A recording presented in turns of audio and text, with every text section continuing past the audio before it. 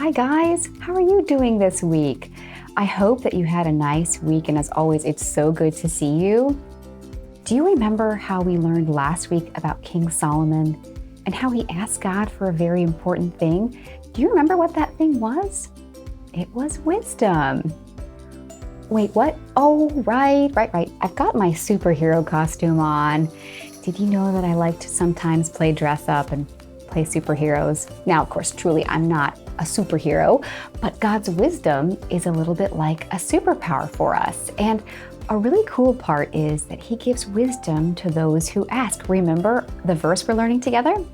James 1:5 says, "If any of you lacks wisdom, you should ask God, who gives generously to all without finding fault, and it will be given to you." I'm really struck that it was in Solomon's heart to ask God for wisdom in the first place. As David's son, I'm sure Solomon knew the history of his family and how Israel's first king didn't lead God's people wisely.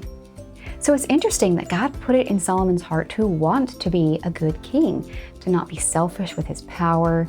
He wanted to always do the right thing for God's people. God honored Solomon's desire with great wisdom. And during Solomon's reign, he wrote a lot and shared that wisdom with God's people. We'll look this week at some of the books of the Bible that Solomon wrote. Even though Solomon was the one who picked up the pen and wrote down the wisdom, it was a bit like God wrote it, because God was the one who gave Solomon the wisdom. God inspired many different writers to record the true stories and true wisdom that make up the Bible.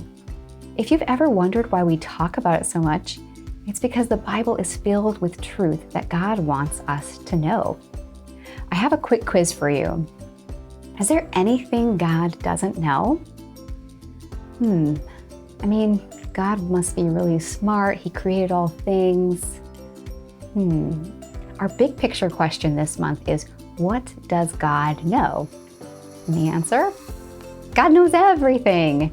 He knows about every subject, every topic. He knows about the past, present, and the future.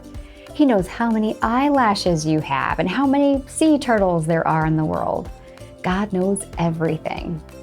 We can trust God for wisdom because He is the author of all things, the beginning and the end.